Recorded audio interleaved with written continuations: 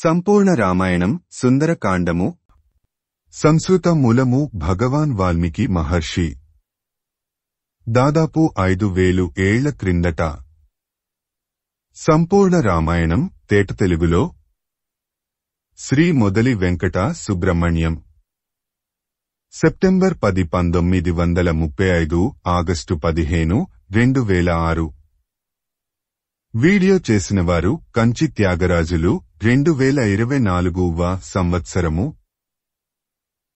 సుందరకాండము 31వ సర్గ ఆలోచించి హనుమంతుడు ఒక నిర్ణయానికి వచ్చాడు. చెట్లచాటున కూర్చుని సీతకు వినబడేటట్టుగా రామకథను గానం చెయ్యాలని అనుకున్నాడు. అదేవిధంగా హనుమంతుడు రామకథను గానం చెయ్యసాగాడు. ఇక్ష్వాకు వంశంలో ఒక మహారాజు ఉండేవాడు. ఆయన పేరు దశరథుడు. ఆయన గొప్ప కీర్తిమంతుడు, ఐశ్వర్యవంతుడు, ధర్మాత్ముడు, బలంలో దేవేంద్రుని మించినవాడు. దశరథుడు గొప్ప రాజర్షి. అహింసావ్రతమును, సత్యవాక్ పరిపాలనను అవలంబించినవాడు. దశరథుడు 4 సముద్రముల మధ్య ఉన్న భూమిని పరిపాలించేవాడు. ఆ దశరథుని పెద్ద కుమారుని పేరు రాముడు. రాముని ముఖం చంద్రుని వలె ప్రకాశిస్తూ ఉంటుంది. రాముడు మానవులలో ఉత్తముడు, గొప్ప ధనుర్ధారి. రాముడు ఎల్లప్పుడూ ధర్మమునే పాటించేవాడు, ఎల్లప్పుడూ సత్యమునే పలికెడివాడు. అటువంటి రాముడు తన తండ్రి ఆదేశము మేరకు అరణ్యవాసమునకు వెళ్లాడు. రాముని వెంట ఆయన భార్య సీత, తమ్ముడు లక్ష్మణుడు కూడా అరణ్యవాసమునకు వెళ్లారు. పరాక్రమవంతుడైన రాముడు అడవిలో ఉండగా అనేకమంది రాక్షసులను చంపాడు. రాముడు రాక్షసులను చంపాడు అన్న విషయం రావణునికి తెలిసింది. రాముని మీద ప్రతీకారము తీర్చుకోవాలి అనుకున్నాడు రావణుడు. రావణుడు ఒక మాయమృగమును పంపి రాముని, లక్ష్మణుని దూరంగా పంపి సీతను వంచనతో అపహరించాడు. రాముడు సీతను వెతుకుతూ అరణ్యములో తిరుగుతూ వానరరాజు అయిన సుగ్రీవునితో స్నేహం చేశాడు. సుగ్రీవుని కోరిక మేరకు రాముడు వాలిని చంపి సుగ్రీవునికి రాజ్యం ఇప్పించాడు. సుగ్రీవుని ఆజ్ఞ మేరకు వానరులు సీతను వెదకడానికి నలుమూలలకు పంపబడ్డారు. ఆ వానరులలో నేను ఒకడిని. సంపాతి చెప్పిన మాటలను బట్టి సీత లంకలో ఉన్నదని తెలుసుకున్నాను. 100 యోజనముల దూరము కల సముద్రమును దాటి లంకలో ప్రవేశించాను. రాముడు చెప్పిన గుర్తులు బట్టి ఇక్కడ ఈ అశోకవనములో సిన్సుపా వృక్షము కింద ఉన్న ఉత్తమురాలు సీత అని గుర్తించాను అని మౌనం వహించాడు హనుమంతుడు. హనుమంతుడు పలికిన పలుకులు అన్నీ సీత ఆశ్చర్యంతో వినసాగింది. తల పైకి ఎత్తి చూచింది. సిన్సుపా వృక్షము మీద కొమ్మల చాటున ఉన్న హనుమంతుని చూచింది. రామకథను హనుమంతుని నోట విన్న సీత ఎంతో సంతోషించింది. హనుమ మాటలు ఎవరన్నా విన్నారా అని అనుమానంతో అటు ఇటు చూచింది. మనసులో రాముని స్మరించుకుంది. తనకు విముక్తి లభించబోతున్నదని ఆనందించింది సీత. మరలా తలపైకి ఎత్తి హనుమంతుని వంక చూచింది సీత. శ్రీమద్ రామాయణము సుందరకాండము 31వ సర్గ సంపూర్ణము. ఓం తత్సత్ ఓం తత్సత్ ఓం తత్సత్. సుందరకాండము 32వ సర్గ. సిన్సుపా వృక్షము చెట్ల ఆకుల మాటున ఆకుపచ్చని శరీర ఛాయతో తెల్లని వస్త్రమును ధరించి రామకథను గానం చేసిన హనుమంతుని చూచింది సీత. ఆలోచనలో పడింది. చూడబోతే కోతి మహాభయంకరంగా ఉన్నాడు. ఆ కోతి ముఖం తేజస్సుతో వెలిగిపోతూ ఉంది. కాని రామకథను గానం చేశాడు. ఏమీ అర్థం కాలేదు సీతకు. ఆమెలో భయం ప్రవేశించింది. రామా, రామా, ఏంటి నాకీ పరీక్ష? ఇతను ఎవరు? ఎందుకొచ్చాడు? నీ చరిత్ర ఎందుకు గానం చేశాడు? కొంపదీసి నేను కలగంటున్నానా? ఇది కల, నిజమా అని మనసులోనే మథనపడసాగింది. మరలా తలపైకి ఎత్తి హనుమంతుని వంక చూచింది. ఒకసారి మాయలేడి విషయంలో మోసపోయి అంతులేని కష్టాల్లో ఇరుక్కుంది. అందుకే ఎవర్నీ నమ్మడం లేదు సీత. సీత తన గురించి ఏమి అనుకుంటూ ఉందో అని సీత వంక తదేకంగా చూస్తున్నాడు హనుమంతుడు. హనుమంతుని చూపులు చూచి సీతకు పై ప్రాణాలు పైనే పోయాయి. కాసేపు స్పృహ తప్పినట్టయింది. అంతలోనే తేరుకుంది. సీతకు హనుమంతుడు కనపడటం స్వప్నంలాగా అనిపించింది. వికృతమైన వానరము కలలో కనిపిస్తే మంచిది కాదంటారు. నా రామునికి, లక్ష్మణునికి, నా తండ్రి జనకునికి ఏమీ కాకూడదు. భగవంతుడు వారినందరినీ క్షేమంగా చూడాలి అని అనుకొంది. కాని అంతలోనే సీతకు మరో సందేహము వచ్చింది. స్పష్టములు నిద్రలో వస్తాయి కదా. నిత్యము కష్టాలు తలుచుకుంటూ దోహకించే నాకు నిద్రే రానప్పుడు ఇంక కల రావడం ఏమిటి? కాబట్టి ఇది కల కాదు. నేను సదా రామనామమును జపిస్తూ ఉండటం వలన నాకు ఎవరు ఏమి మాట్లాడినా రామకథలాగానే వినిపిస్తూ ఉంది. ఇదంతా నా భ్రమ అని అనుకొంది సీత. అంతలోనే మరొక సందేహము. ఇది భ్రమ అయితే మరి ఎదురుగా కనపడుతున్న ఆ వానరము సంగతేమిటి? మనసులో అనుకొన్నది కలలో కనిపించింది రూపం ధరించి ఎదురుగా కనపడుతుందా? నాకు ఈ వానరము కనపడుతూ ఉంది కదా. పైగా ఈ వానరుడు మానుష భాషలో స్పష్టంగా మాట్లాడుతున్నాడు. మరి దీన్ని ఏమనాలి? అతడు ఎవరైనా కాని అతడు చెప్పిన మాటలు సత్యం కావాలి. నాకు నా రామునకు శుభం జరగాలి అని మనసులోనే బ్రహ్మదేవునికి, ఇంద్రునికి, సమస్త దేవతలకు నమస్కరించింది సీత. శ్రీమద్ రామాయణము సుందరకాండము 32వ సర్గ సంపూర్ణము. ఓం తత్సత్ ఓం తత్సత్ ఓం తత్సత్. సుందరకాండము 33వ సర్గ. సీత పడుతున్న మనోవేదనను గమనించాడు హనుమంతుడు. ఇలా కాదనుకున్నాడు. చెట్టు దిగాడు. సీత ముందు నిలబడ్డాడు. 2 చేతులు జోడించి తలమీద పెట్టుకొని వినయంగా నమస్కారం చేశాడు. సీతతో ఇలా అన్నాడు. అమ్మా! మీరు ఎవరు? మీ ముఖంలో లక్ష్మీకళ ఉట్టిపడుతూ ఉంది. కాని మాసిన చీర కట్టుకొని ఉన్నారు. ఈ చెట్టుకొమ్మను పట్టుకొని నిలబడి ఉన్నారు. మీరు ఎవరు?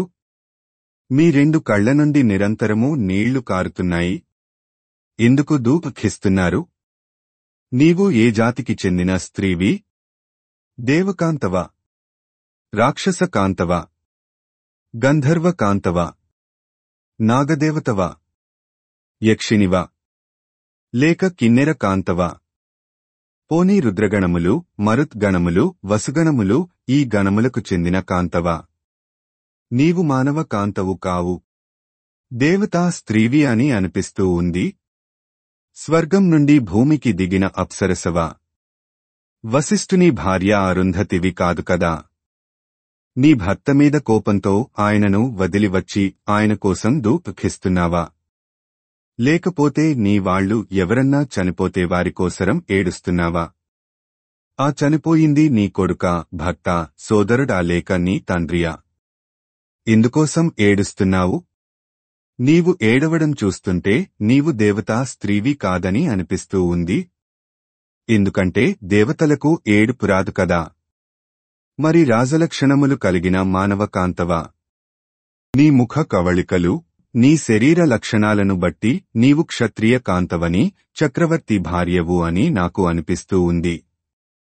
అవును, నువ్వు జనస్థానము నుండి రావణుడు అపహరించి తీసుకుని వచ్చిన సీతవు కావు కదా.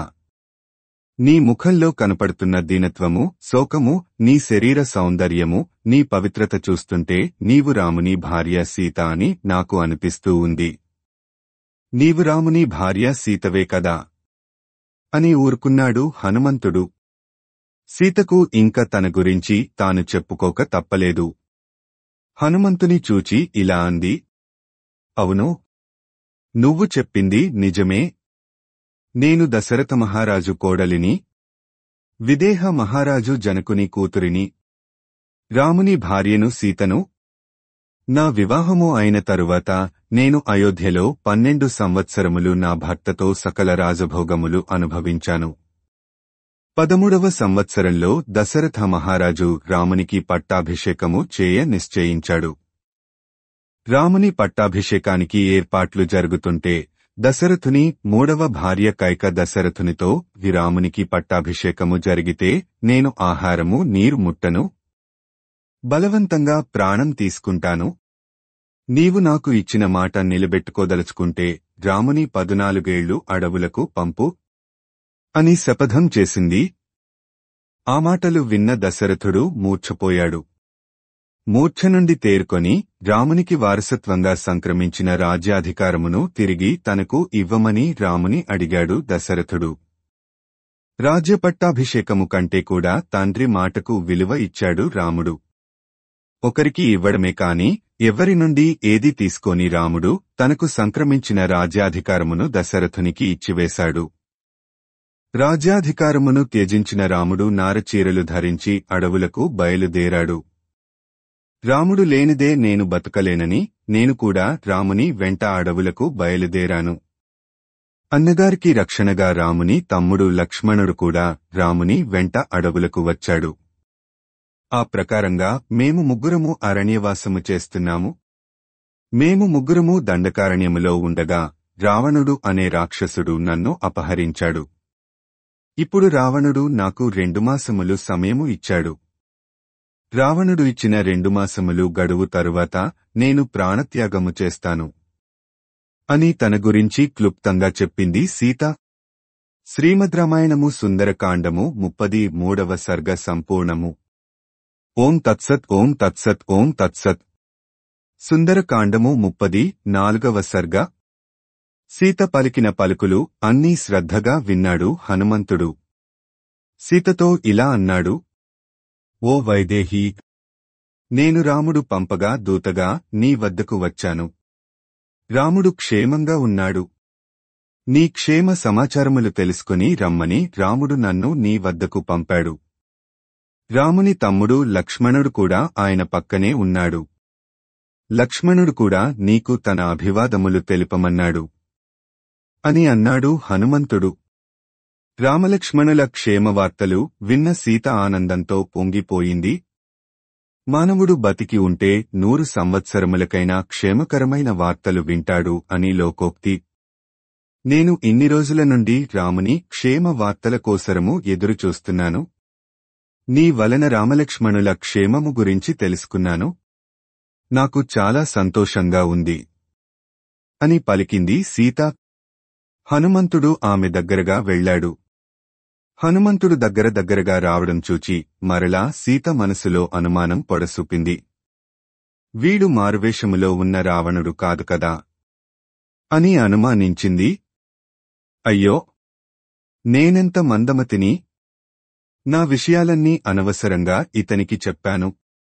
ఇతడు మాయవేషంలో వచ్చిన రావణుడు. సందేహం లేదు. లేకపోతే నా దగ్గరగా ఎందుకు వస్తాడు? నేను ఇతనికి దూరంగా ఉండాలి అని సీత దూరంగా జరిగి కూర్చుంది. హనుమంతునికి ఏమీ తోచలేదు. సీతమ్మ తనను అనుమానిస్తూ ఉంది. ఆ అనుమానం తీర్చడం ఎలాగా అని ఆలోచిస్తున్నాడు. 2 చేతులు ఎత్తి సీతమ్మకు నమస్కారం పెట్టాడు. అంతకన్నా ఏమీ చెయ్యలేక. కాని సీత భయంతో వణికి పోతూ ఉంది. కాని తనకు నమస్కరించుచున్న హనుమను చూచి సీత భయం కొద్దిగా తగ్గింది. రావణుడు అయితే నమస్కరించడు కదా అని అనుకొంది. అందుకని హనుమతో ఇలా అంది: అయ్యా, నీవు ఎవరవో నాకు తెలియదు. నీవు కనుక మాయావేషంలో వచ్చిన రావణుడివే అయితే వెంటనే వెళ్ళిపో. నా నిర్ణయం నీకు ముందే చెప్పాను. మరలా వచ్చి నా బాధను పెంచకు. నీకు మంచిది కాదు. నువ్వు ఎవ్వరవో నాకు బాగా తెలుసు. నేను ఆశ్రమంలో ఉండగా పవిత్రమైన సన్యాసి రూపంలో వచ్చావు. నన్ను అపహరించావు. ఇప్పుడు ఈ వానర రూపంలో వచ్చావు. నువ్వు ఆ రావణుడివే. సందేహము లేదు. ఇలా మాటికి వచ్చి నన్ను ఎందుకు బాధ పెడతావు? నీ వంటివాడికి ఒక స్త్రీ కోసరం ఇలా చెయ్యడం మంచిది కాదు. శోభనివ్వదు అని దూరంగా జరిగింది. కాని అంతలోనే మరొక ఆలోచన సీతమ్మ మదిలో మెదిలింది. తనలో తాను అనుకుంటున్నట్టు బయటకు అనుకుంది. కాని ఎందుకో నా మనస్సులో నువ్వు రావణుడివి కాదు అని అనిపిస్తూ ఉంది. ఎందుకంటే మొదట నిన్ను చూడగానే నా మనసులో అనుకోకుండా నాకు ఆనందం కలిగింది. రావణుని చూస్తే నాకు అసహ్యము తప్ప ఆనందం కలుగదు. నీవు చెప్పినట్టు నీవు రాముని దూతగా వచ్చినట్టయితే చాలా సంతోషము. నీవు గానం చేసిన రామకథ నాకు చాలా ఇష్టము. ఎన్నిసార్లు విన్నా తనివి తీరదు. ఓ బాలవానరమా, నాకు ఇంకా రాముని గురించి చెప్పవా? విని సంతోషిస్తాను. నాకు ఇదంతా ఒక స్వప్నము వలె తోస్తూ ఉంది. ఎంతో కాలము కింద రావణుని చేత అపహరింపబడిన నాకు దుఃఖభారంతో నిద్రపట్టడం లేదు. స్వప్నములు కూడా రావడం లేదు. కనీసం స్వప్నములో అయినా రాముడు నాకు కనపడితే ఆ ఆనందంతో నేను రాముని కొరకు ఎంతకాలము అయినా వేచి ఉంటాను. నాకు ఆ భాగ్యము లేదు. కాని ఇప్పుడు రామదూతగా నువ్వు కనపడుతున్నావు. ఇది స్వప్నము అయినా నిజము అయినా నాకు సంతోషమే అని పలికింది. అంతలో మరలా తనలో తాను ఇలా అనుకుంది, నాకేమైనా పిచ్చి పట్టిందా? వీడితో ఇలా మాట్లాడుతున్నాను, లేక ఉన్మాదంతో ఇలా పలికానా? కాదు కాదు, నాకు ఏమీ కాలేదు. నేను బాగానే ఉన్నాను. నేనే. నా ఎదుట ఈ వానరము నిలబడి ఉంది. నేను మంచి స్పృహలోనే ఉన్నాను. ఎలాంటి ఉన్మాద స్థితిలో లేను. నా ఎదుట ఉన్నది నిజంగా వానరమే అని పరి విధాలా ఆలోచించింది. కాని ఆమె మనసుకు ఎందుకో హనుమంతుని నమ్మ బుద్ధి కావడం లేదు. సందేహం లేదు, వీడు వానర రూపంలో వచ్చిన రావణుడే అని నిర్ధారించుకుంది సీత. వీడు రావణుడు అయినప్పుడు వీడితో మాట్లాడటం అనవసరము అని హనుమతో మాట్లాడకుండా ఊరుకుంది. సూక్ష్మగ్రాహి అయిన హనుమంతుడు సీత మనసులో మెదిలే ఆలోచనలను పసిగట్టాడు. సీత తనను నమ్మడం లేదు అని నిర్ధారించుకున్నాడు. ఇప్పుడు రాముని గురించి చెప్పడం, రాముని స్తుతించడం తప్ప వేరు మార్గం లేదు అని అనుకున్నాడు. సీత వినేట్టు ఇలా అంటున్నాడు, రాముడు ఎంత తేజోవంతుడు! ఆయన తేజస్సు సూర్యుని తేజస్సుతో సమానమైనది. అంతేకాదు రాముడు చంద్రుని వలె చల్లని వెన్నెల వంటి తన చూపులతో లోకాలకు ఆహ్లాదాన్ని కలిగిస్తాడు. రాముడు కుబేరుని వలె గొప్ప ఐశ్వర్యవంతుడు. విష్ణువు వలె గొప్ప కీర్తి కలవాడు. రాముడు ఎల్లప్పుడూ సత్యములే పలుకుతాడు. బృహస్పతి వలె బుద్ధిమంతుడు. మంచి రూపవంతుడు. మన్మధునికి రూపం వస్తే ఎలా ఉంటాడో అలా ఉంటాడు రాముడు. రామునికి సాధారణంగా కోపం రాదు. సంహరించవలసిన వారిని సంహరించవలసినప్పుడు కోపం తెచ్చుకుంటాడు. ఆ కార్యం అయిపోగానే మరలా కోపాన్ని విడిచిపెడతాడు. రాముడు గొప్ప ధనుర్ధారి, మహారథుడు. ఓ సీతమ్మ తల్లి, ఈ తుచ్చుడైన రావణుడు మాయా ముగమును ప్రయోగించి నీ రాముని దూరంగా పంపి నిన్ను అపహరించాడు కదా. ఈ రావణునికి ఎట్టి దుర్గతి పట్టబోతూ ఉందో కళ్ళారా చూస్తావు. ఓ సీతమ్మ తల్లి, ఈ రాముడైతే అతి త్వరలో లంకకు వచ్చి తన బాణములతో రావణుని చంపి నిన్ను రక్షిస్తాడో ఆ రాముడే నన్ను నీ వద్దకు పంపాడు. నన్ను నమ్ము. రాముడు నిన్ను తలుచుకుంటూ నీ వియోగముతో చాలా బాధపడుతున్నాడు. నీ క్షేమము గురించి తెలుసుకొని రమ్మని నన్ను పంపాడు. రాముడు వానరరాజు అయిన సుగ్రీవునితో స్నేహము చేశాడు. ఆ సుగ్రీవుడు కూడా నీ క్షేమము అడగమన్నాడు. మా అందరి అదృష్టము కొద్దీ నీవు రాక్షసుల చెరలో ఉన్నను జీవించి ఉన్నావు. రామ, లక్ష్మణ, సుగ్రీవులు అనుక్షణం నిన్ను తలుచుకుంటూ నీ గురించి ఆందోళన పడుతున్నారు. నీకు ఈ చెర ఎంతో కాలము ఉండదు. కోట్లాది వానర వీరులతో రామలక్ష్మణులు, సుగ్రీవుడు లంకకు వచ్చి రావణుని చంపగలరు. నేను వానరరాజు సుగ్రీవుని మంత్రిని. నా పేరు హనుమంతుడు. ఇది నా నిజస్వరూపము కాదు, హ్రస్వస్వరూపము. నేను 100 యోజనముల దూరం ఉన్న సముద్రమును దాటి ఈ లంకలో ప్రవేశించాను. నిన్ను చూడటానికి ఇక్కడకు వచ్చాను. రావణుడు ఇక్కడకు రాకముందునుంచే ఈ చెట్టు మీద ఉన్నాను. రావణుడు పలికిన పలుకులు ఈ రాక్షస స్త్రీల బెదిరింపులు అన్నీ విన్నాను. ఓ సీతాదేవి, ఇప్పటికైనా నన్ను నమ్ము. నేను రావణుడను కాను, వానరుడను. నీ సందేహమును విడిచిపెట్టు అని పలికాడు హనుమంతుడు. శ్రీమద్ రామాయణము సుందరకాండము 34వ సర్గ సంపూర్ణము. ఓం తత్సత్ ఓం తత్సత్ ఓం తత్సత్. సుందరకాండము 35వ సర్గ. హనుమంతుడు ఎన్ని చెప్పినా సీత మనసులో ఉన్న సందేహము తీరడం లేదు.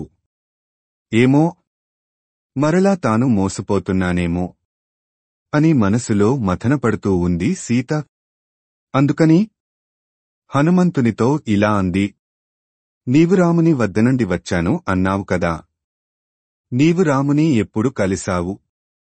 నీకు రామునికి సంబంధము ఎలా కలిగింది? నీకు లక్ష్మణుడు ఎలా తెలుసు? మీరు వానరులు, రామలక్ష్మణులు నరులు, వారికి మీకు స్నేహం ఎలా కుదిరింది? నువ్వు రాముని, లక్ష్మణుని నిజంగా చూస్తే రాముడు ఎలా ఉంటాడు? లక్ష్మణుడు ఎలా ఉంటాడు? వివరించి చెప్పు. అప్పుడే నేను నిన్ను నమ్ముతాను అని అడిగింది సీత. సీతతో హనుమంతుడు ఇలా చెప్పసాగాడు. నీకు రాముని గురించి బాగా తెలుసు కాబట్టి రాముని రూపు రేఖల గురించి అడుగుతున్నావు. నేను రాముని చూచాను కాబట్టి రాముని గురించి చెబుతాను విను. రాముని కన్నులు కమలముల వలె ఉంటాయి. రాముడు మనోహరుడు. అందరి మనస్సులను తన మంచితనంతో హరించేవాడు. మంచి రూపవంతుడు. మంచి నేర్పు కలవాడు. ఇంకా రాముడు తేజస్సులో సూర్యునితోనూ, బుద్ధిలో బృహస్పతితోనూ, ఓర్పులో భూదేవితోనూ, కీర్తిలో దేవేంద్రునితోనూ సమానుడు. రాముడు తన పరాక్రమంతో తన వారిని రక్షిస్తాడు. శత్రువులను సంహరిస్తాడు. ఈ లోకంలో ఉన్న 4 వర్ణముల వారిని సమానముగా రక్షిస్తాడు. అన్ని వర్ణముల వారికి కట్టుబాట్లు ఏర్పరచి జనులందరూ ఆ కట్టుబాట్ల ప్రకారము నడుచుకొనేటట్లు చేస్తాడు. రాముడికి ఏ పనికి ఏ ఫలితము వస్తుందో తెలుసు. అందుకని సత్కర్మలనే ఆచరిస్తాడు. రాముడు రాజనీతిజ్ఞుడు. బ్రాహ్మణులను గౌరవిస్తాడు. రాముడు సకల విద్యలు నేర్చినవాడు. మంచి వినయము కలవాడు. రాముడు యజుస్సఖాధ్యాయి. వేదములు చదివిన వారిచేత పూజింపబడేవాడు. వేదాంగములను చదివినవాడు. విశేషించి ధనుర్వేదమును చక్కగా అభ్యాసించాడు. రాముడు ఆజానుబాహుడు. విశాలమైన భుజములు కలవాడు. రాముడు శ్యామవర్ణములో ఉంటాడు. రాముడు విశాలమైన వక్షస్థలము కలవాడు. దీర్ఘబాహుడు. రామునికి అన్ని అవయవములు సమానంగా తీర్చిదిద్దినట్టు ఉంటాయి. రాముని పొట్టమీద 3 రేఖలు ఉన్నాయి. సాముద్రిక శాస్త్రములో చెప్పబడిన శుభలక్షణములు అన్నీ రాముని హస్తరేఖలలో పాదముద్రలలో ఉన్నాయి. రాముడు నడుస్తుంటే సింహము, ఏనుగు, ఎద్దు నడిచినట్టు ఉంటుంది. రాముని శరీర అవయవములు అన్నీ గుండ్రంగా పద్మము ఆకారంలో ప్రకాశిస్తూ ఉంటాయి. రాముని తేజస్సు, కీర్తి, సంపద 3 లోకములలో ప్రసిద్ధి చెందాయి. రాముని యొక్క మాతృవంశము, పితృవంశము పునీతమైనవి. రాముడు పురుషార్థములైన ధర్మ, అర్థ, కామ, మోక్షములను చక్కగా పాటిస్తాడు. రాముడు సత్యము పలకడంలోనూ ధర్మాచరణంలోనూ ఆసక్తి కలవాడు. రాముడు తన శరణు కోరిన వారిని అనుగ్రహిస్తాడు. రామునికి యుక్తాయుక్త జ్ఞానము ఎక్కువ. రాముడు అందరితోనూ చాలా ప్రియంగా మాట్లాడతాడు. ఇంకా లక్ష్మణుడు పరాక్రమవంతుడు. ఇప్పటివరకు ఎవరిచేతిలోనూ ఓడిపోలేదు. రామలక్ష్మణులు నీకోసం వెదుకుతూ మా దగ్గరకు వచ్చారు. నిన్ను చూడాలని ఆతురత పడుతున్నారు. నేను, మా రాజు సుగ్రీవుడు ఋష్యముఖ పర్వతము మీద ఉంటాము. రాముడు, లక్ష్మణుడు నిన్ను వెతుక్కుంటూ ఋష్యముఖ పర్వతము వద్దకు వచ్చారు. మేము వారిని చూచాము. మా మహారాజు సుగ్రీవుడు తన అన్న వాలితో రాజ్యము నుండి తరిమివేయబడ్డాడు. రాజ్యభ్రష్టుడైన సుగ్రీవుని మేము సేవిస్తున్నాము. ఆ సమయంలో నారుచీరలు కట్టుకొని ధనుస్సు, బాణములు చేతులలో ధరించి వస్తున్న రామలక్ష్మణులను నేను సుగ్రీవుడు చూచాము. సుగ్రీవుడు వారిని చూచి భయపడి కొండ శిఖరము ఎక్కి కూర్చున్నాడు. నన్ను రామలక్ష్మణుల వద్దకు పంపాడు. నేను రామలక్ష్మణుల వద్దకు వెళ్లి నమస్కరించాను. సుగ్రీవుని గురించి జరిగింది జరిగినట్టు చెప్పాను. నేను వారిని నా వీపు మీద ఎక్కించుకుని సుగ్రీవుని వద్దకు తీసుకుని వెళ్లాను. రాముడు సుగ్రీవుడు ఒకరితో ఒకరు మాట్లాడుకుని ఒకరి కష్టసుఖములు మరొకరితో పంచుకున్నారు. ఇద్దరికీ మైత్రి కుదిరింది. ఇద్దరూ ఒకే విధమైన దోహకములో ఉన్నారు. రాముని భార్య సీతను రావణుడు అపహరించాడు. సుగ్రీవుని భార్య రుమను అతని అన్నవాలి లాక్కున్నాడు. రామునికి రాజ్యము పోయింది. సుగ్రీవుడు కూడా రాజ్యభ్రష్టుడు అయ్యాడు. ఒకరికి ఒకరు సాయం చేసుకోవాలని నిర్ణయించుకున్నారు. ఓ సీతమ్మ తల్లి, నిన్ను రావణుడు అపహరించి తీసుకుని పోవునప్పుడు నీవు నీ ఉత్తరీయమును చించి నీ ఆభరణములను మూటకట్టి కింద జారవిడిచావు. ఆ మూట అదృష్టవశాత్తు మా దగ్గర పడింది. మేము ఆ మూటను రామునికి చూపించాము. ఆ ఆభరణములను చూచి రాముడు మూర్ఛపోయాడు. నిన్ను తలుచుకుంటూ పరిపరి విధముల శోకించాడు.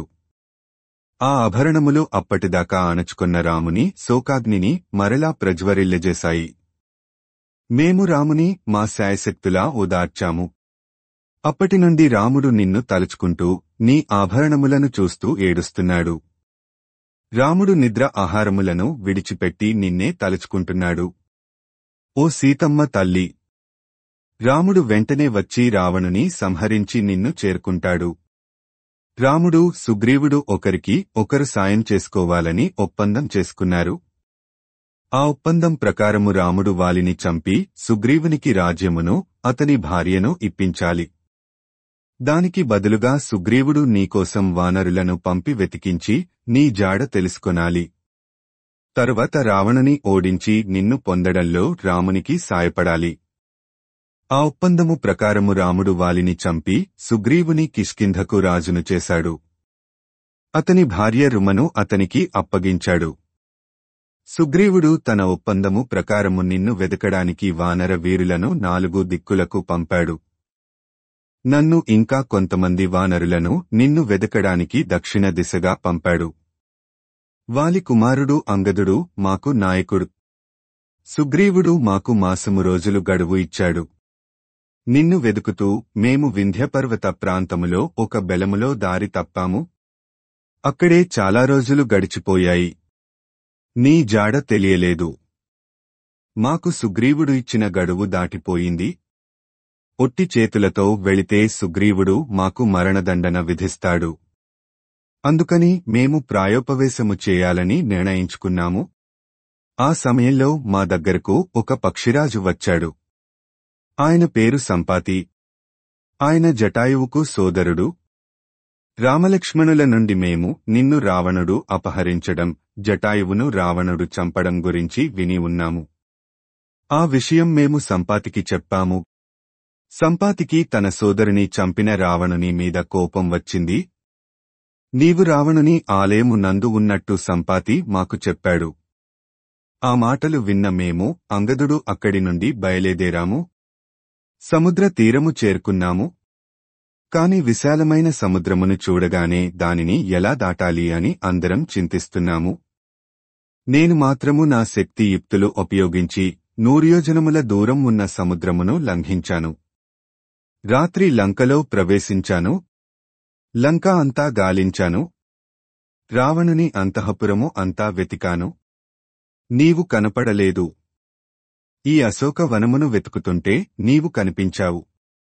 ఇది జరిగింది. నేను వాయుదేవుని కుమారుడను, రాముని దూతను. సుగ్రీవుడు పంపగా ఇక్కడకు వచ్చాను. కాని మాయావి రావణుని కాను. నన్ను నమ్ము. నీ భక్త రాముడు, రాముని తమ్ముడు లక్ష్మణుడు క్షేమంగా ఉన్నారు. నేను కూడా కామరూపుడను. నా ఇష్టం వచ్చిన రూపం ధరించగలవాడను. ఇప్పుడు ఈ చిన్ని వానర రూపంలో ఉన్నాను. నేను వెంటనే వెళ్లి సముద్రము ఆవల ఒడ్డున ఉన్న వానరులకు నీ గురించి చెప్పి వారి దుహకమును తొలగించాలి. నీకోసం లంక అంతా గాలించి నీవు కనపడకపోతే నేను కూడా ప్రాయోపవేశము చేద్దామని నిర్ణయించుకున్నాను. కాని నేను సముద్రమును లంఘించి లంకకు చేరుకోడానికి పడ్డ శ్రమ వృధా కాలేదు. నిన్ను చూడగలిగాను. నేను చాలా అదృష్టవంతుడను. నాకు చాలా సంతోషంగా ఉంది. నా తండ్రి పేరు కేసరి. నా తండ్రి దేవతలు, ఋషుల కోరిక మేరకు శంబసాదనుడు అనే రాక్షసుని చంపాడు. నేను నా తండ్రి భార్య అయిన అంజనాదేవికి వాయుదేవుని వలన జన్మించాను. ఇంద్రుని వజ్రాయుధ దెబ్బకు నా దవడ విరిగిపోవడంతో నాకు హనుమంతుడు అనే పేరు వచ్చింది.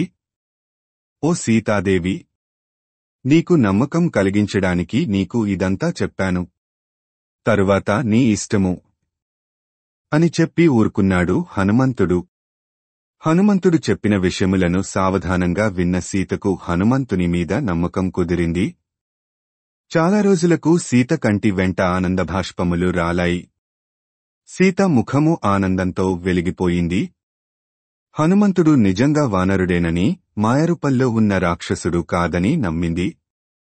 సీత ముఖ కళవళికలు చూచిన హనుమంతుడు సీత తనను నమ్మినట్టు ధృవపరుచుకున్నాడు.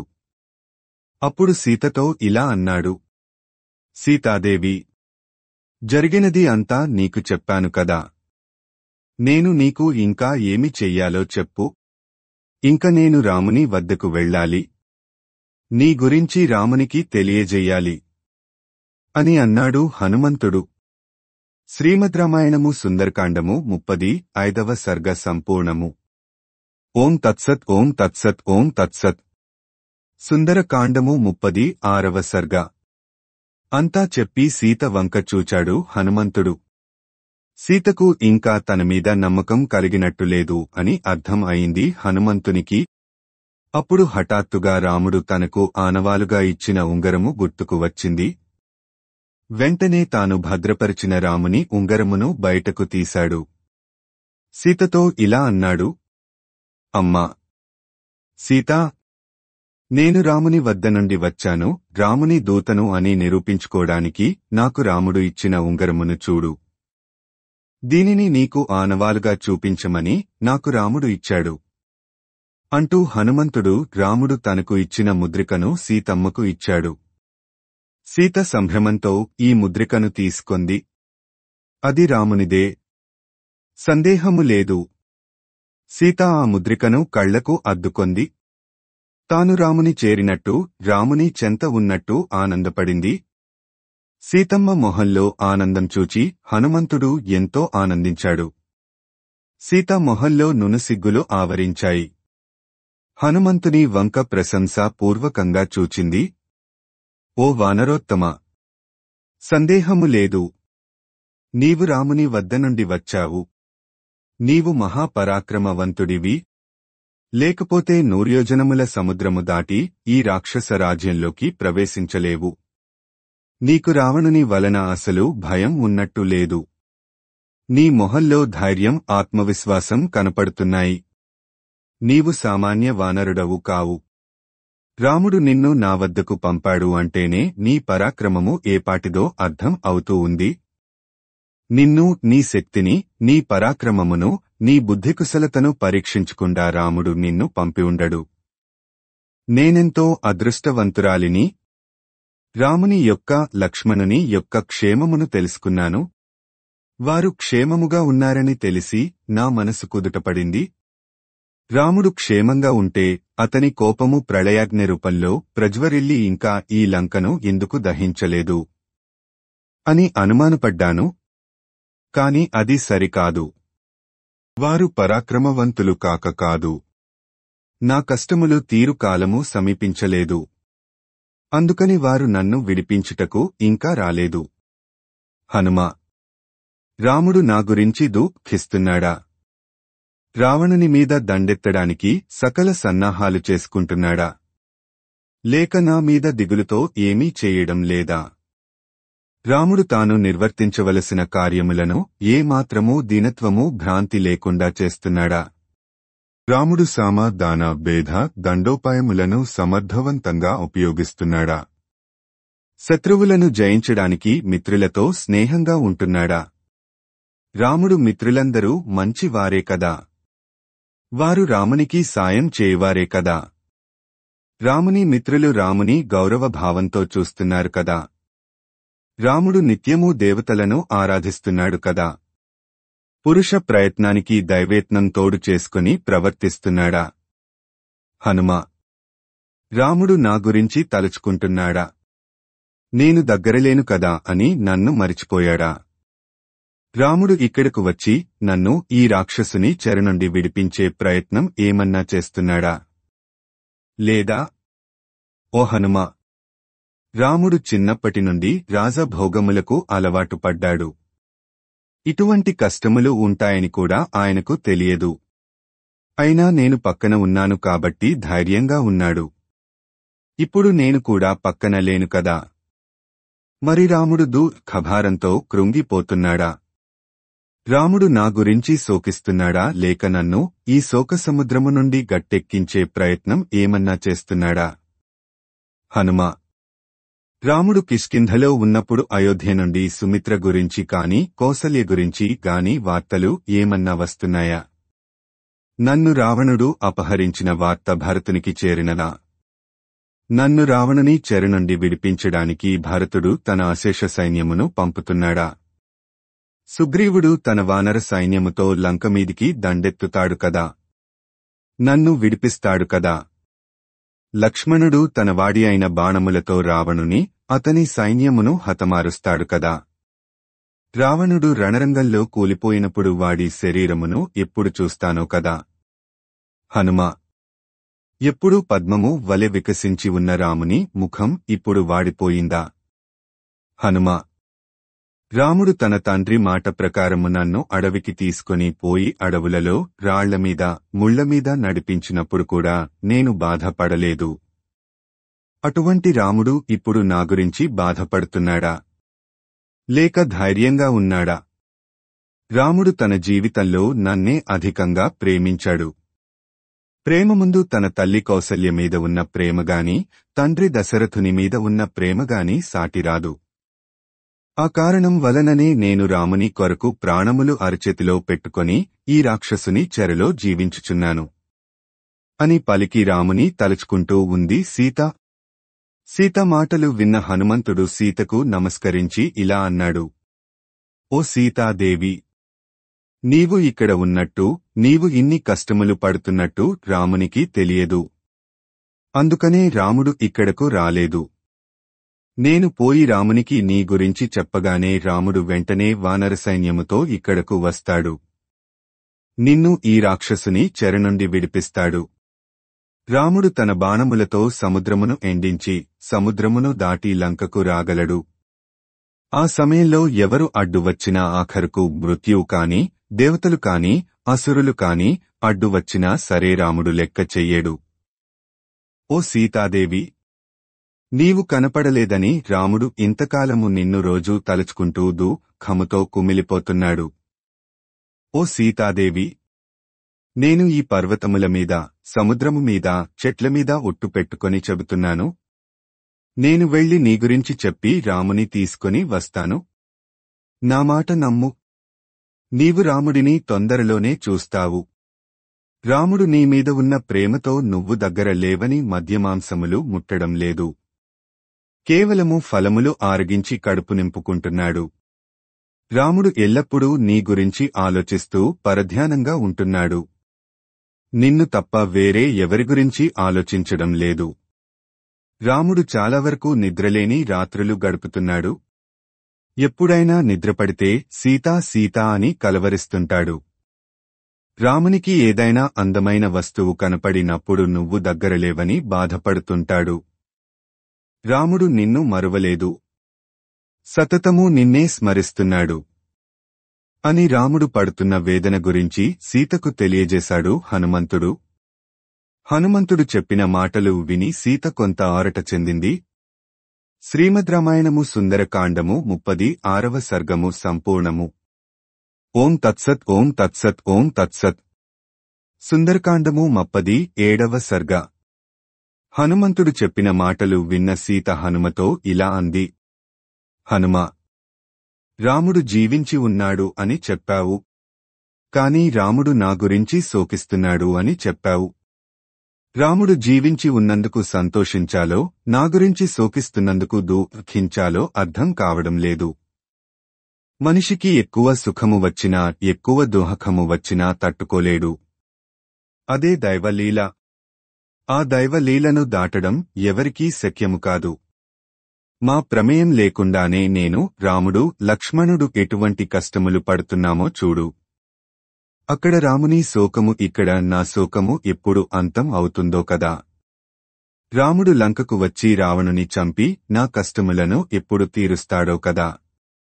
రావణుడు నాకు 1 సంవత్సరము గడువు ఇచ్చాడు. అందులో 10 మాసములు గడిచిపోయినవి, ఇంకా 2 మాసములు మాత్రమే మిగిలి ఉన్నవి. ఈ 2 మాసములలో రాముడు వచ్చి నన్ను రక్షించడం సాధ్యమా? హనుమా, నీవు వెళ్లి రామునితో చెప్పు, నీ సీత కేవలము ఇంక 2 మాసములు మాత్రమే ప్రాణములతో ఉంటుంది అని చెప్పు. రావణుని తమ్ముడు విభీషణుడు అనువాడు సీతను రామునికి ఇచ్చివేయి అని ఎంత చెప్పినా రావణుడు వినడం లేదు. నన్ను రామునికి అప్పగించుటకు రావణుడు ఎంత మాత్రమూ అంగీకరించడం లేదు. రావణునికి మృత్యువు ఆసన్నమైంది. అందుకే ఈ ప్రకారము ప్రవర్తిస్తున్నాడు. ఓ హనుమా, రావణుని తమ్ముడైన విభీషణుని కుమార్తె నల అనే పేరు కలది స్వయంగా నా వద్దకు వచ్చి ఈ విషయం చెప్పింది. హనుమంతుడా, నా ఈ ఆందోళన అర్ధరహితంగా తోస్తూ ఉంది. రాముడు తప్పకుండా వచ్చి నన్ను రక్షిస్తాడు అని నా అంతరాత్మ ఘోషిస్తూ ఉంది. నేను ఇక్కడ ఉన్నాను అని తెలిసిన తరువాత రాముడు క్షణకాలము ఊరుకోడు. రామునిలో ఉత్సాహము, పరాక్రమము, పురుష ప్రయత్నము, బలము అన్నీ ఉన్నాయి. రాముడు తప్పకుండా వస్తాడు, నన్ను రక్షిస్తాడు. ఏ రాముడు అయితే జనస్థానములో 14,000 మంది రాక్షసులను ఒంటి చేత్తో చంపాడో ఆ రాముడికి ఏ రాక్షసుడు భయపడడు. రాముడు ఎన్ని కష్టములు వచ్చినా ఓర్పుతో సహిస్తాడు. రాముడు ఎవరికీ దేనికి భయపడడు. రాముడి పరాక్రమము గురించి, మనోధైర్యము గురించి నాకు బాగా తెలుసు అని ఉద్వేగంతో పలికింది సీత. ఆ మాటలు విన్న హనుమంతుడు సీతతో ఇలా అన్నాడు. అమ్మా సీతాదేవి, దీనికి ఇంత ఆలోచించాలా? రా అమ్మా, నా వీపుమీద కూర్చో. నిన్ను క్షణాలలో సముద్రము దాటించి రాముని వద్దకు చేరుస్తాను. నన్ను నమ్ము. అమ్మా సీత, నిన్నే కాదు, ఈ లంకను రావణునితో సహా పెకలించి తీసుకొని పోగలను. నాకు అంత శక్తి ఉంది. ముందు నిన్ను రాముని వద్దకు చేరుస్తాను. తరువాత రాముడు వచ్చి రావణుని సంహరిస్తాడు. రాముడు నిన్ను ఎప్పుడు చూస్తానా అని తహతహలాడుతున్నాడు. అందుకని నిన్ను ఇప్పుడే రాముని వద్దకు చేరుస్తాను. రా అమ్మా, వచ్చి నా వీపు మీద కూర్చో. మనము రాముని వద్దకు వెడుదాము. ఆకాశమార్గములో ప్రయాణమే చేసి సముద్రమును దాటుదాము. ఈ లంకలో ఉన్న రాక్షసులు ఎవ్వరూ మనలను అనుసరించలేరు. ఆ భయం నీకు వద్దు. ఓ సీతాదేవి, నిన్ను రావణుడు ఏ ప్రకారంగా ఆకాశమార్గంలో ఇక్కడకు తీసుకుని వచ్చాడో అదే ప్రకారంగా నేను నిన్ను ఆకాశమార్గంలో కిష్కింధకు తీసుకుని వెడుతాను అని అన్నాడు హనుమంతుడు. హనుమ మాటలు విని సీతకు ఆశ్చర్యము, సంతోషము, సందేహము ఒక్కసారిగా కలిగాయి. అంత దుఃఖంలో కూడా సీతకు నవ్వు వచ్చింది. హనుమంతునితో ఇలా అంది. ఓ వానరుడా, నీవు నన్ను మోసుకొని సముద్రము దాటుతావా? 100 యోజనముల దూరము నన్ను ఎలా మోసుకొని పోగలవు అని అనుకుంటున్నావు? దీనిని బట్టి నీవు నిజంగా వానరుడవు అని నిరూపణ అయింది అంటూ సీత చిన్న పిల్లి అంత ఆకారంలో ఉన్న హనుమంతుని తేరుపరచూచి, ఇంత చిన్ని శరీరం గల నీవు నన్ను 100 యోజనములు మోసుకొని పోయి సముద్రము దాటించగలవా? నన్ను రాముని వద్దకు తీసుకొని పోగలవా? అలా అని నీవు ఎలా అనుకుంటున్నావు? ఇది నీకు సాధ్యమా కాదా అని కూడా నీకు తెలియదా? అని పక్కున నవ్వింది సీత. హనుమంతుడు దానిని తీరని అవమానంగా భావించాడు. ఈమెకు నా బలము, శక్తి, నా మాయారూపము తెలియవు.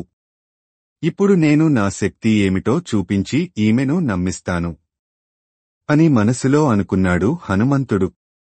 వెంటనే లేచి నిలబడ్డాడు. తన నిజస్వరూపమును సీతకు చూపించాడు. నేలమీద నిలబడి అలా అలా ఆకాశంలోకి పెరిగిపోతున్నాడు హనుమంతుడు. సీత ఆశ్చర్యంగా చూస్తూ ఉంది. నేలమీద కాళ్లు ఆకాశంలో, తలమేరు పర్వతము మాదిరి ప్రకాశిస్తున్నాడు హనుమంతుడు. తల పైకి ఎత్తి చూస్తున్న సీతతో అన్నాడు హనుమంతుడు, అమ్మా సీతా, ఇప్పుడు తెలిసిందా నాకు ఈ లంకనే పెకలించుకొని పోగల శక్తి ఉందని? కాబట్టి నీ మనసులో ఉన్న సందేహమును వదిలిపెట్టి వచ్చి నా వీపు మీద కూర్చో. నేను క్షణంలో రాముని చెంతకు చేరుస్తాను అని అన్నాడు హనుమంతుడు. భూమ్యాకాశాలు ఒకటిగా వెలుగొందుతున్న వాయుపుత్రుడు హనుమంతుని చూచి సీత ఇలా అంది, ఓ వాయుపుత్రా, హనుమా, నీ బలము, పరాక్రమము, నీ శక్తి, నీ గమనవేగము అన్నీ నాకు పూర్తిగా తెలిసాయి. నీ వంటివాడికి కాక మరొకడికి ఈ సముద్రమును దాటడం సాధ్యమా? ఏదో స్త్రీచాపల్యము వలన అలా అన్నానే కాని నీవు నన్ను నీ వీపుమీద మోసుకుని పోయి రాముని వద్దకు చేరుస్తావు అని నాకు తెలుసు.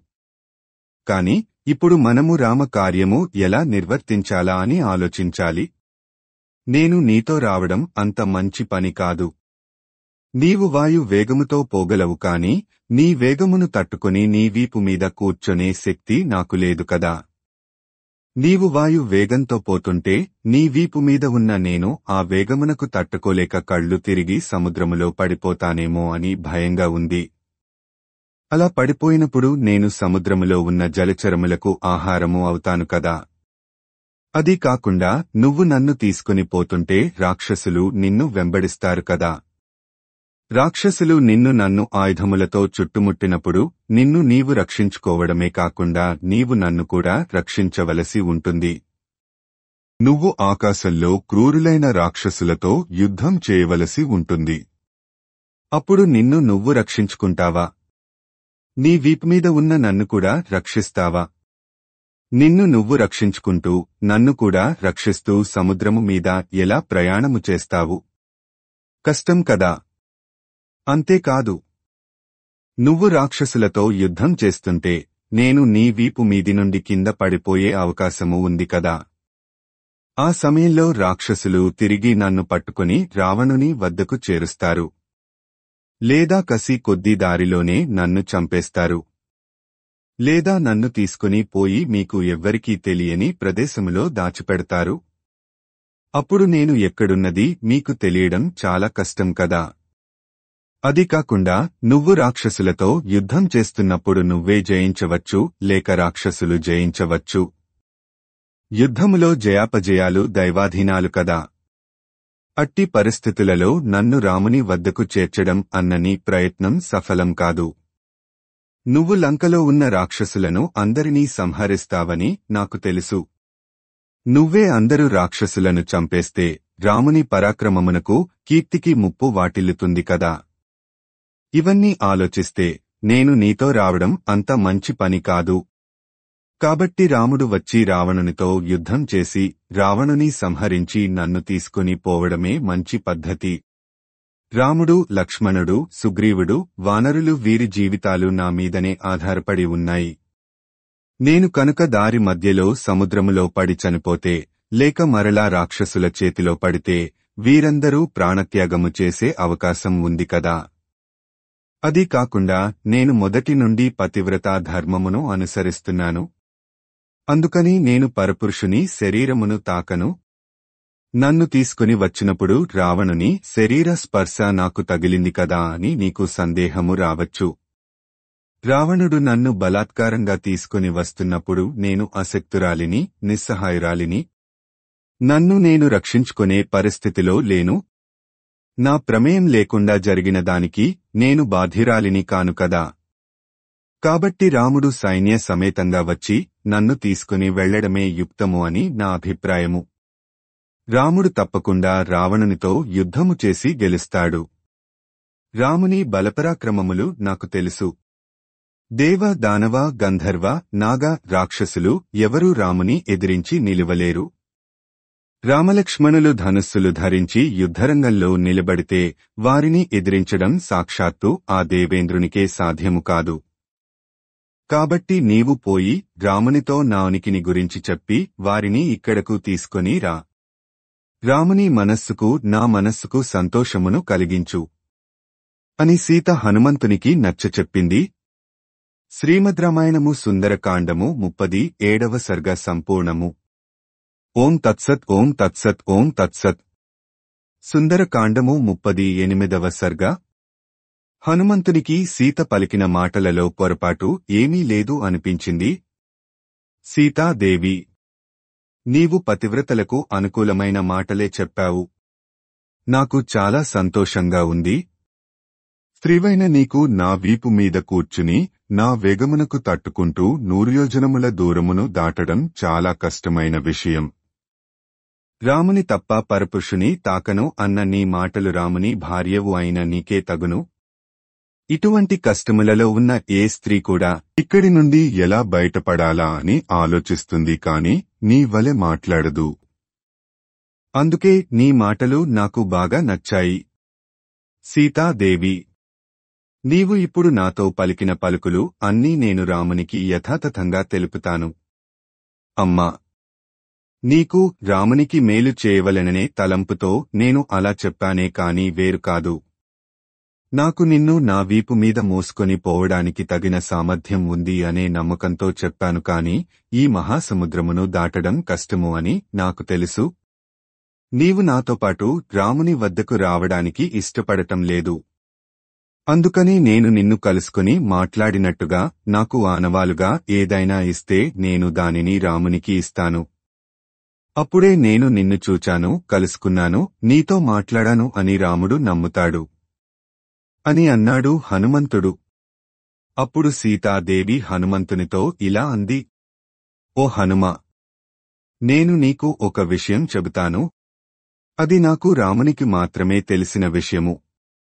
నీవు ఈ విషయమును రామునికి చెబితే రాముడు నమ్ముతాడు. మేము గంగానదీ తీరంలో ఉన్న చిత్రకూట పర్వతము వద్ద ఉంటూ ఉండగా ఒక సంఘటన జరిగింది. ఆ సంఘటనను నేను రామునికి చెప్పినట్టు చెప్పు. ఓ రామ, మనము చిత్రకూట పర్వతము వద్ద పర్ణశాలలో ఉంటున్నప్పుడు మనము జలములలో జలక్రీడలాడి అలసిపోయి తడిసిపోయి కూర్చుని ఉన్నాము. అప్పుడు ఒక కాకి వచ్చి నన్ను తన ముక్కుతో పొడవడం మొదలుపెట్టింది. నేను దానిని చిన్న చిన్న మట్టి పెళ్లలు విసిరి తోలసాగాను. కాని అది నన్ను వదలలేదు. నా దగ్గరకు వచ్చి నన్ను పొడవడం, మరలా పారిపోయి దాక్కోవడం చేస్తూ ఉంది. నాకు ఆ కాకి మీద చాలా కోపము వచ్చింది. ఆ కాకిని తోలడంలో నాకు పై వస్త్రము జారిపోతే నేను దానిని సర్దుకుంటున్నాను. అప్పుడు నువ్వు నన్ను చూచావు. కాకికి భయపడ్డ నన్ను చూచి నీవు ఎగతాళి చేయగా నేను సిగ్గుపడ్డాను. అప్పుడు నాకు నీమీద కోపం కూడా వచ్చింది. నీవు నన్ను దగ్గరకు తీసుకొని ఓదార్చావు. నాకు కళ్లనిండా నీళ్లు తిరిగాయి. నిద్ర వచ్చింది. నేను నీ ఒడిలో పడుకొని చాలాసేపు నిద్రపోయాను. తరువాత నువ్వు కూడా నా మీద పడుకొని నిద్రపోయావు. మనము నిద్రపోతూ ఉండగా ఆ కాకి మరలా వచ్చింది. నా శరీరం అంతా తన ముక్కుతో చీరుతూ ఉంది. నా శరీరం నుండి రక్తం వచ్చింది. నా శరీరము నుండి వచ్చిన రక్తపు చుక్కలు నీ మీద పడ్డాయి. అప్పుడు నేను నిన్ను నిద్రలేపాను. నా ఒంటి నుండి రక్తం కారడం చూచి నీకు కోపం వచ్చింది. ఓ సీతా, నిన్ను ఈ ప్రకారంగా గాయపరిచినవాడు ఎవరు అని కోపంగా అడిగావు. నేను దూరంగా ఉన్న కాకిని చూపించాను. కాలి గోళ్ల నుండి రక్తం కారుతున్న కాకిని చూచావు నువ్వు. ఇంతకు అసలు విషయం ఏమిటంటే ఆ కాకి దేవేంద్రుని కుమారుడు. వాయువుతో సమానమైన వేగము కలవాడు. అది తెలుసుకుని నువ్వు పక్కనే ఉన్న ఒక దర్భను తీసుకున్నావు. ఆ దర్భ ద్వారా బ్రహ్మ అస్త్రమును సంధించావు. దర్భను మంత్రించి కాకి మీదికి విసిరావు. ఆ దర్భ కాకిని తరుముకుంటూ వెళ్ళింది. ఆ కాకికి దిక్కుతోచక రక్షణ కొరకు ముల్లోకములు తిరిగింది. కడకు ఆ కాకికి తండ్రి అయిన దేవేంద్రుడు కూడా తాను అశక్తుడను అని అన్నాడట. అప్పుడు ఆ కాకి తిరిగి తిరిగి నీ వద్దకు వచ్చి శరణు వేడింది. మొదట్లో ఆ కాకిని చంపాలి అనుకున్న నువ్వు ఆ కాకి వచ్చి నిన్ను శరణు కోరగానే జాలి తలచి దానికి శరణాగతి ప్రసాదించావు. ఓ కాకమా! నీమీద నేను బ్రహ్మాస్త్రమును ప్రయోగించాను. అది వృధా కారాదు. దానిని ఎవరిమీద ప్రయోగించాలో నీవే నిర్ణయించు అని అన్నావు. అప్పుడు ఆ కాకి ఇలా అంది, నీవు సంధించిన బ్రహ్మాస్త్రమును నా కుడికంటి మీదికి మళ్లించు అని అంది. నీవు వదిలిన బ్రహ్మాస్త్రము శక్తికి ఆ కాకి కుడి కన్ను పోయింది. ఆ కాకి నీకు నమస్కరించి ఎగిరిపోయింది. ఓ రామ! కేవలము ఒక కాకి నన్ను హింసించి నందుకు బ్రహ్మాస్త్రమును ప్రయోగించావు కదా. ఇప్పుడు ఒక రాక్షసుడు నన్ను చెరబట్టాడు. ఇప్పుడు ఎందుకు ఊరుకుంటున్నావు? ఈ రాక్షసుని కూడా క్షమించావా? వీడిమీద బ్రహ్మాస్త్రము ఎందుకు ప్రయోగించవు? ఓ రామ! నీవు వెంటనే వచ్చి శత్రువులను సంహరించి నన్ను ఈ రాక్షసుని చెర నుండి విడిపించు. ఓ రామ! నీవు నాకు నాథుడవు. కాని నేను అనాథగా బతుకుతున్నాను. ఓ రామ! అన్ని ధర్మములలో కెల్లా ఇతరుల మీద దయచూపడం ఉత్తమ ధర్మము అని నాకు తెలుసు. ఈ రాక్షసుల మీద కూడా దయచూపకూడని వారి మీద కూడా నీ దయాగుణమును ప్రసరింపచేస్తున్నావా? రామా! నీవు పరాక్రమవంతుడవు. నీకు తెలియని అస్త్రములు శస్త్రములు లేవు. నీవు దేవేంద్రునితో సమానుడవు. నీ శక్తితో పరాక్రమంతో సముద్రములను కూడా ఎండింపచేయగలవాడివి. ఈ రాక్షసుని పట్ల ఎందుకు ఉదాసీనంగా ఉంటున్నావు? ఈ రాక్షసుల మీద ఎందుకు నీ అస్త్రశస్త్రములను ప్రయోగించడం లేదు? యుద్ధమే సంభవిస్తే ఈ రాక్షసులే కాదు, దేవతలు, దానవులు, గంధర్వులు కూడా నీ ఎదుట నిలువలేరు కదా. అట్టి నీవు నన్ను రక్షించడంలో ఎందుకు ఆలస్యం చేస్తున్నావు? పోనీ నీ తమ్ముడు లక్ష్మణునికి అనుజ్ఞ ఇచ్చినా లక్ష్మణుడు వచ్చి తన పరాక్రమంతో ఈ రాక్షసుని సంహరించి నన్ను ఈ చెర నుండి విడిపిస్తాడు కదా. మీరు ఇద్దరూ నన్ను ఈ రాక్షసుని చెర నుండి విడిపించడానికి సమర్థులై ఉడి కూడా ఎందుకు ఉదాసీనంగా వ్యవహరిస్తున్నారు? నన్ను కాపాడటంలో మీరు ఇంత నిర్లక్ష్యంగా ఉన్నారు అంటే అది మీ తప్పు కాదు. నేనే పూర్వజన్మలో ఏదో పాపం చేసి ఉంటాను. ఆ పాపఫలము అనుభవించే వరకు నాకు ఈ చెర నుండి విముక్తి లేదు. ఆ కారణం చేతనే మీరు సమర్థులే ఉండి కూడా నన్ను ఈ రావణుని బారి నుండి రక్షించడం లేదు. ఇది నిక్కువము అని నామాటలుగా రామునికి చెప్పు అని కన్నీళ్లు కారుస్తూ చెప్పింది సీత. సీత మాటలు విన్న హనుమంతునికి కూడా దుఃఖము పెల్లిబికింది. అమ్మా! సీతమ్మ తల్లి! నీవు పొరపడుతున్నావు. నీవు ఇక్కడ ఉన్నట్టు రామునికి తెలియదు. నీ వియోగంతో రాముడు ఎంత బాధపడుతున్నాడో నీకు తెలియదు. అన్నగారి దోహకమును చూచి రామునితో పాటు లక్ష్మణుడు కూడా ఎంతగానో శోకిస్తున్నాడు. మన అందరి అదృష్టము కొద్దీ నీవు నాకు కనపడ్డావు. ఇంక నీ కష్టములు అన్నీ గట్టెక్కినట్టే అనుకో. నీ దోహకము అంతమయ్యే రోజు ఎంతో దూరం లేదు. రాముడు, లక్ష్మణుడు నీ గురించి తెలుసుకోవాలని, నిన్ను చూడాలని ఎంతో ఆతురతగా ఉన్నారు. అతి త్వరలోనే రాముడు లంకకు వచ్చి రావణుని సంహరించి నిన్ను అయోధ్యకు తీసుకుని వెళ్లగలడు. అమ్మా! నీవు ఊరట చెందు. రామునికి, లక్ష్మణునికి, సుగ్రీవునికి నేను చెప్పవలసిన సందేశమును వినిపించు అని సీతను ప్రార్థించాడు హనుమంతుడు. ఆ మాటలు విన్న సీత తన దోహకమును ఉపశమింపజేసుకుని హనుమంతునితో ఇలా అంది. హనుమా! కౌసల్యాతనయుడైన రామునికి నేను శిరస్సు వంచి నమస్కరించి ఆయన క్షేమమును అడిగినానని చెప్పు. సుమిత్రా తనయుడైన లక్ష్మణుని కూడా క్షేమమును అడిగానని చెప్పు. లక్ష్మణుడు సామాన్యుడు కాడు. తాను అనుభవించతగిన రాజభోగములు అన్నీ విడిచి అన్నతో కూడా అరణ్యమునకు వచ్చిన త్యాగమూర్తి. లక్ష్మణుడు రాముని తన తండ్రిగాను నన్ను తన తల్లి వలె చూచుకునేవాడు. ఎల్లప్పుడూ పెద్దలను గౌరవించేవాడు. ఏ కార్యము అప్పగించినా సమర్థవంతంగా పూర్తి చేసేవాడు. మా మామగారు దశరథునకు చాలా ఇష్టమైనవాడు. లక్ష్మణునికి నన్ను ఈ దుర్మార్గుడు రావణుడు అపహరిస్తాడు అన్న విషయం తెలియదు.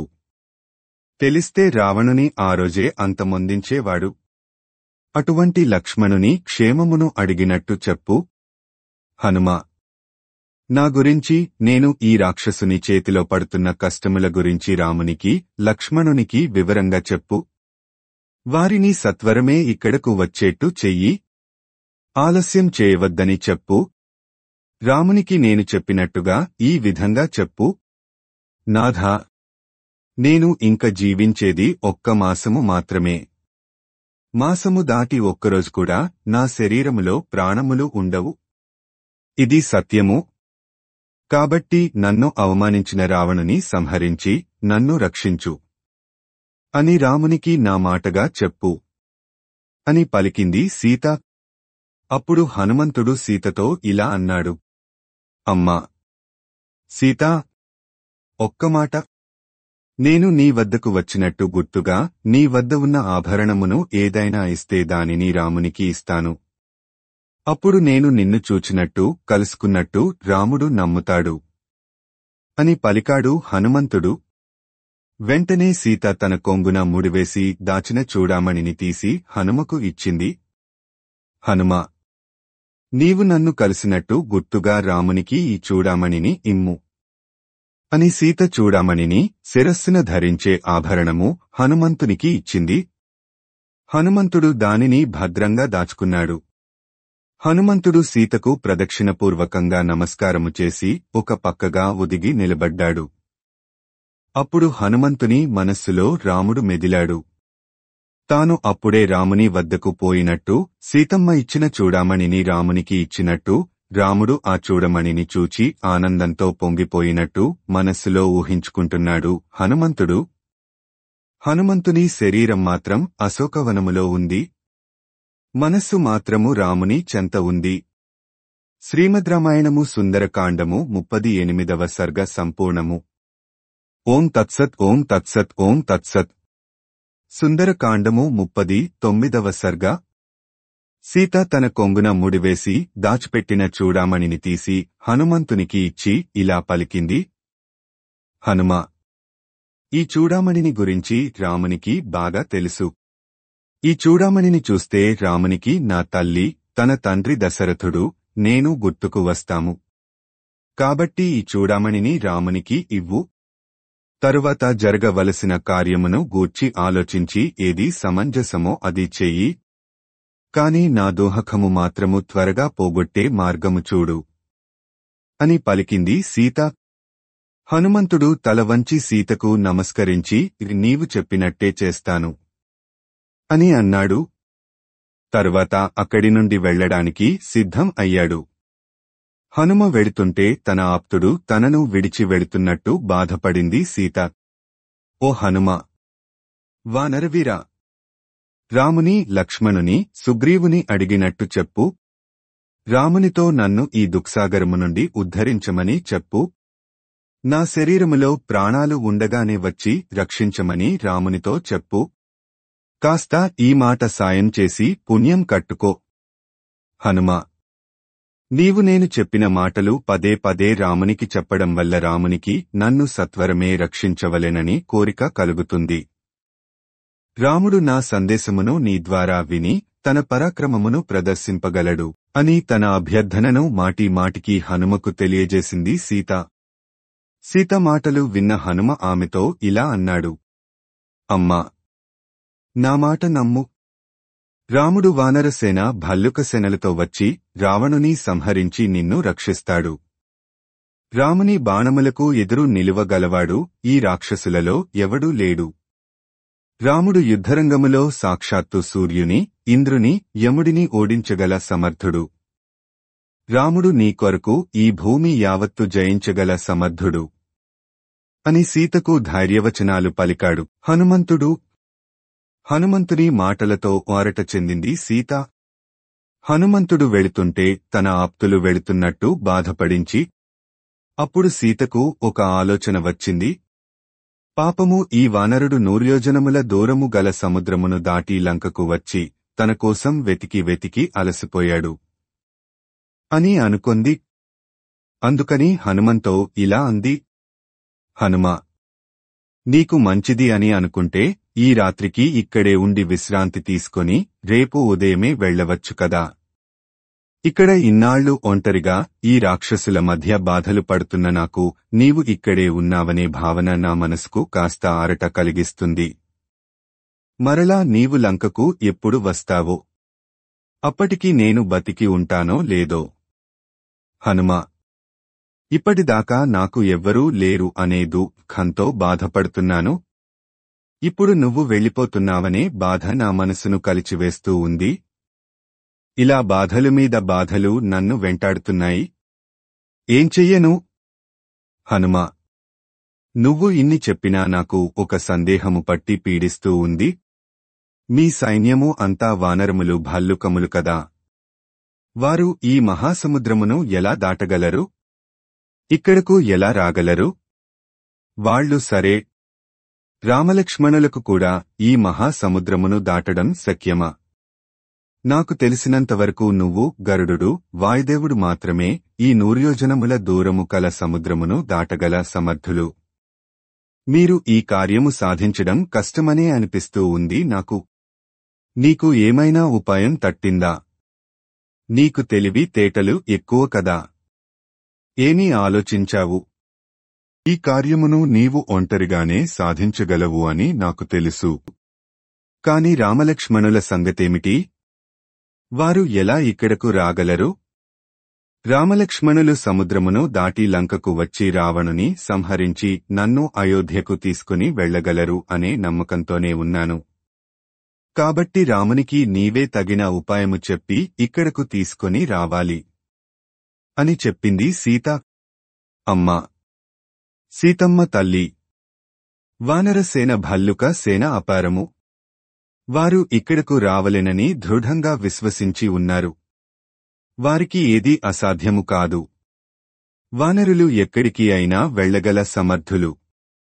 వానరులు ఆకాశంలోగాని, నేలమీదగాని, నీటిలో గాని ప్రయాణం చేయగల సమర్థులు.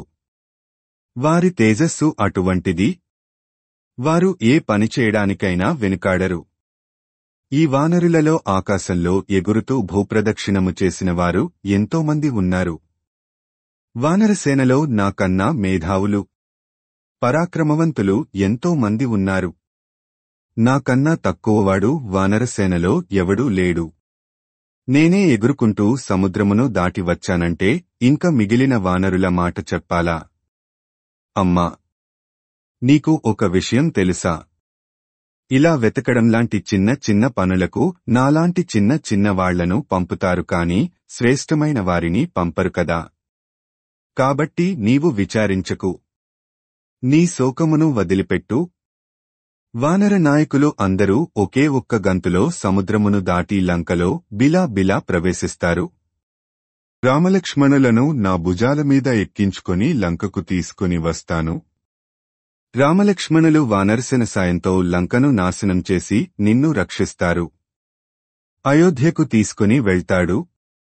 కాబట్టి నీవు ఏమాత్రమూ సందేహపడవద్దు. రామలక్ష్మణుల రాకకే వేచి ఉండు. అతి కొద్ది కాలములోనే రాముని చూడగలవు, రావణుని చావు చూడగలవు అని ధైర్యవచనములు పలికాడు హనుమంతుడు. ఇంక వెళ్లడానికి ఉద్యుక్తుడయ్యాడు. ఆఖరి మాటలుగా సీతతో ఇలా అన్నాడు. అమ్మా, నీవు అధైర్యపడకు. రామలక్ష్మణులను లంకా నగరంలో త్వరలోనే చూస్తావు. ఈ లంకానగరమంతా వానరసేనలతో నిండిపోవడం నీవు త్వరలో చూస్తావు.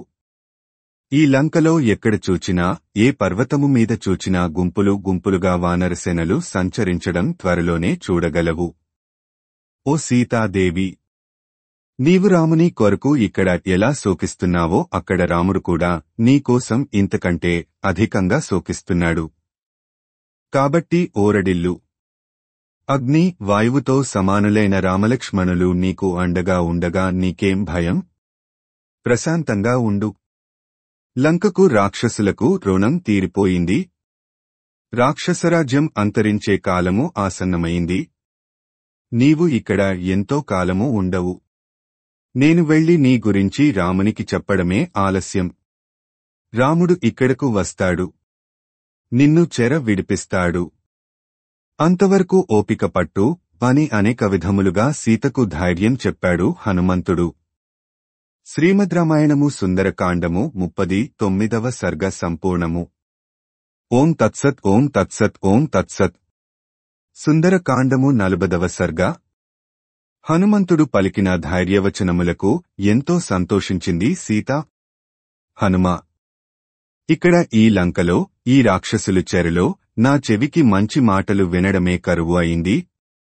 ఇన్నాళ్లకు నీ నోటి నుండి 4 మంచి మాటలు వింటుంటే ఇంకా ఇంకా వినాలని ఉంది. నువ్వు వెళ్ళిపోతున్నావు అంటే దిగులుగా ఉంది. నాలో ఉన్న ఉద్వేగముతో మరలా మరలా చెబుతున్నాను. నా గురించి రామునికి చెప్పి రాముని ఇక్కడకు తీసుకుని రా. నేను చెప్పిన కాకి కథను రామునికి నా అనవాలుగా చెప్పు. అంతేకాకుండా ఒకసారి నా నుదుటనున్న తిలకము చెరిగిపోతే రాముడు ఒక శిలను తీసుకుని దానిని అరగదీసి ఆ గంధమును నా నుదుటికి బదులు గండస్థలము మీద తిలకముగా దిద్దాడు. ఈ విషయం కూడా రామునికి చెప్పు. ఇంకా రామునితో నా మాటగా ఇలా చెప్పు. నేను ఇక్కడ ఈ రాక్షసుల మధ్య నానాబాధలు పడుతుంటే దేవేంద్రునితో సమానమైన పరాక్రమము కలిగి ఉండి నా వద్దకు రావడానికి ఎందుకు ఉపేక్షిస్తున్నావు? ఓ రామ, నేను ఇంతకాలము ఈ చూడామణిని చూస్తూ నువ్వు నా దగ్గర ఉన్నట్టే అనుకుంటున్నాను. ఇప్పుడు ఈ చూడామణిని నా ఆనవాలుగా నీకు పంపుతున్నాను. ఓ రామ, నీవు ఏ నాటికైనా రాకపోతావా? ఈ రాక్షసులు చెర నుండి నన్ను విడిపించకపోతావా అని ఎదురు చూస్తున్నాను. నేను ఇంక 1 మాసము కాలము మాత్రమే నీ కొరకు ఎదురుచూస్తాను. అటుపైన నీవు నన్ను చూడలేవు. ఈ మాసము లోపల నీవు రాకపోతే నేను జీవించి ఉండను. ఈ రావణుడు చాలా క్రూరుడు. గడువు దాటిన తరువాత నన్ను బతుకనీయడు. తరువాత నీ ఇష్టం అని నా మాటగా రామునికి చెప్పు అని పలికింది సీత. సీత దీనంగా మాటి మాటికి పలుకుతున్న దీనాలాపములు విన్న హనుమకు కూడా దుఃఖము ఆగలేదు. సీతను ఆ దుఃఖము నుండి మళ్లించడానికి ఇలా అన్నాడు. అమ్మా, నేను తప్పకుండా రామునికి నీ గురించి చెబుతాను. కాని నీ వద్ద ఇంకా ఏమైనా రామునికి గుర్తుగా ఇవ్వదగిన వస్తువు ఉంటే అది ఇవ్వవా అని అడిగాడు హనుమంతుడు. సీత తన వద్ద ఇంకా ఏమైనా వస్తువు ఉందా అని వెతికింది. హనుమా, నా వద్ద ఉన్న చూడామణిని ఇదివరకే ఇచ్చాను కదా. ఇంకా నా వద్ద నేను శిరోభూషణంగా ధరించే ఒక మణి ఉంది. దీనిని కూడా రామునికి చూపించు. దీనిని కూడా రాముడు బాగా గుర్తుపట్టగలడు. నీవు చెప్పిన మాటలను నమ్ముతాడు అని తాను శిరస్సున ధరించిన మణిని తీసి ఇచ్చింది. హనుమంతుడు ఆ మణిని తీసుకుని భద్రపరుచుకున్నాడు. తరువాత అక్కడి నుండి వెళ్లడానికి సిద్ధము అయ్యాడు. పైకి ఎగరడానికి అనువుగా తన దేహాన్ని పెంచడం మొదలెట్టాడు. అప్పుడు సీత హనుమతో ఇలా అంది. హనుమా, రాముని, లక్ష్మణుని, సుగ్రీవుని క్షేమము అడిగానని చెప్పు. నన్ను ఈ రాక్షస స్త్రీలు భయపెడుతున్నారని రామునికి స్వయంగా చెప్పు. నీవు సుఖంగా వెళ్ళిరా అని సాదరంగా వీడ్కోలు పలికింది సీత. హనుమంతుడు సీత వద్ద నుండి ఉత్తర దిక్కుగా బయలుదేరాడు. శ్రీమద్ రామాయణము సుందరకాండము 40వ సర్గ సంపూర్ణము. ఓం తత్సత్ ఓం తత్సత్ ఓం తత్సత్. సంపూర్ణ రామాయణం సుందరకాండము. సంస్కృత మూలము భగవాన్ వాల్మీకి మహర్షి. దాదాపు 5000 ఏళ్ల క్రిందట. సంపూర్ణ రామాయణం తేట తెలుగులో Shri Modali Venkata Subrahmanyam. September 10, 1935, August 15, 2006. Video చేసినవారు కంచి త్యాగరాజులు. 2024వ సంవత్సరము